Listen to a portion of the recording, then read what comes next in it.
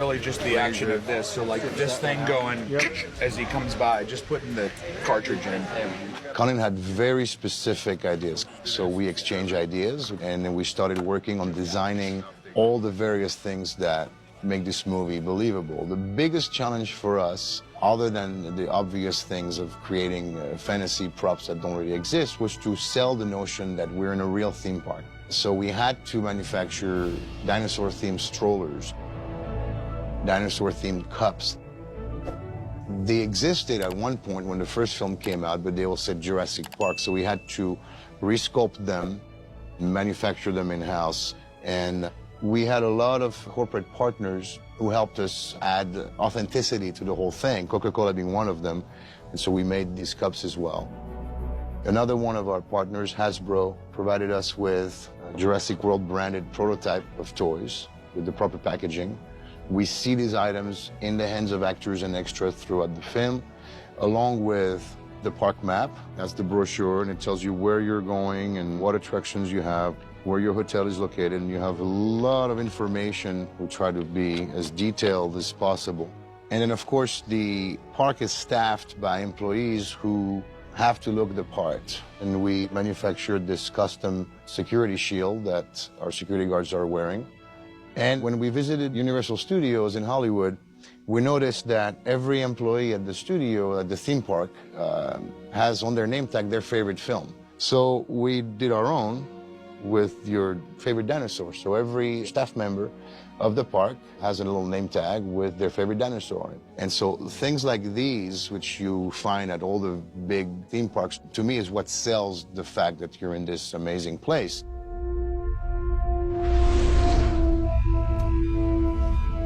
What is that? That's her tracking implant. She clawed it out. Another aspect of the film is the fantasy part. All the animals are carrying a beacon so they can be tracked throughout the park, what we call our assets, our animals. This particular piece of flesh belongs to the Indominus Rex, and this is what our asset containment unit team finds on a riverbed. This is what we're serving at catering for dino steaks, Tricera chops. And there's a say in props, if you have one, you have none, so we always make 2 of everything. At least 2, sometimes 3, sometimes 36. It depends on what the prop will be involved in terms of action. For example, we find this tooth embedded into one of our gyrospheres, and so we made 2.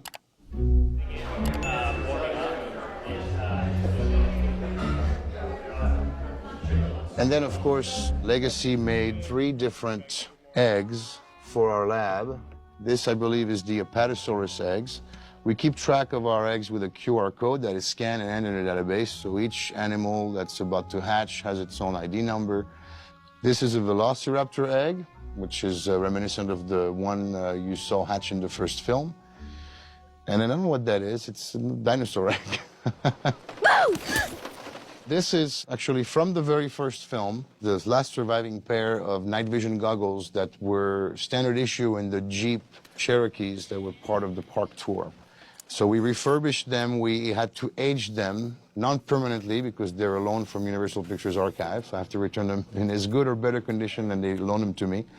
And so we did a quick non-permanent age to them to show that they're 20 years old, and miraculously, they still work.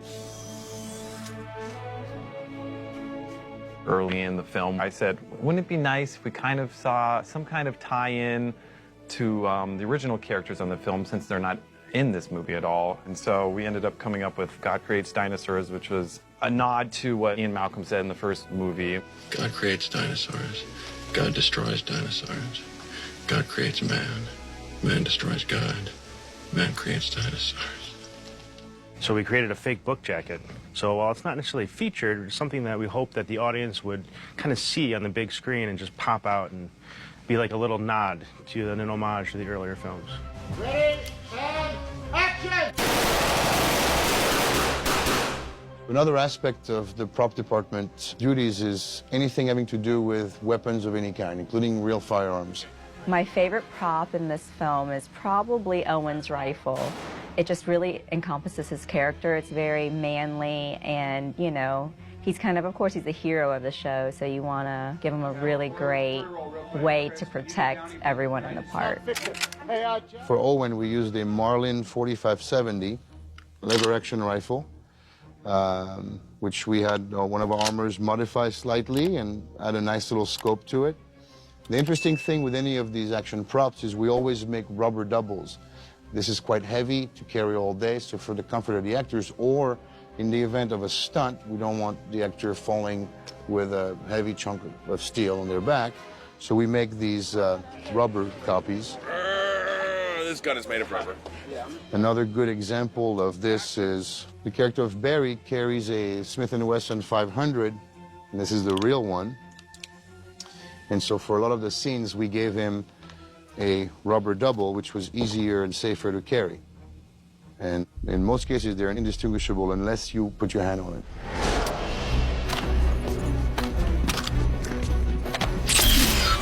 One of the most fun challenges on this movie was to create the fantasy weapons that the asset containment team is using in the park. The first one we created was the taser spear. The idea is to pierce the skin and zap it. So that's the thing. So I don't know if they'll have you mimic that, but that's, you know, then you have to worry about these handles getting in the way of your hands. For more dangerous dinosaurs, we made a taser rifle. This works much like a regular police taser with cartridges. And then when you power it up, it has a little laser beam so that you can aim at the animal. And then to give a little reference to our VFX friends, we always add a little strobe. That's a single-shot dart gun right here. These guys have 10 rounds, and they're semi-automatic. There is no such thing as a multiple-shot tranquilizer dart gun. So we designed this from scratch entirely. And then with any action prop, in order to sell that it's the real thing, we had to have some movement. So every time you squeeze the trigger, this mechanism is powered by a nitrogen cartridge, which gives us about 200 shots. And so that gave us a very dynamic, very heroic-looking weapon, and yet completely fake. It doesn't exist. We invented this.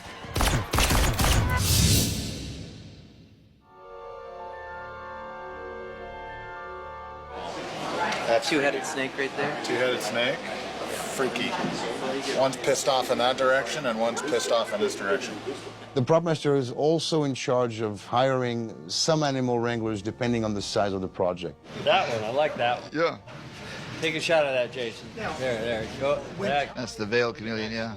When we're talking about small animals in cages, like snakes and lizards, it's often our responsibility to deal with that. So we brought in Jules Sylvester, a herpetologist and a snake wrangler, and so he's an expert at all this. So we brought him in to liven up the lab a little bit.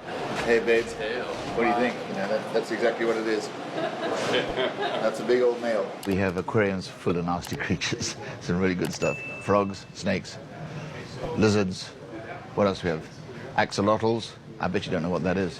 What is that? It's like a salamander with the gills on the outside. It's a very, very primitive beast. And they're white, they're cave dwellers, and they look weird, so it's great for this stuff.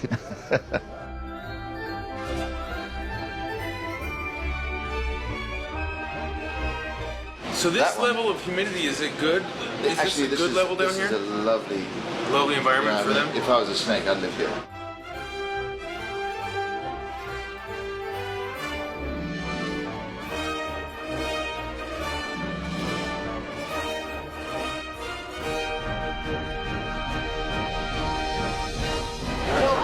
Freaky. They don't have labels on them, right? They don't have labels, or they do? Okay, they're those. So put the last one in. Looks good. Like this. It was very neat when I got the call to come do this. It was really a great opportunity, and whenever you do something like this that is known the world over, there's also a little bit of fear involved in it, and so the whole challenge was really great.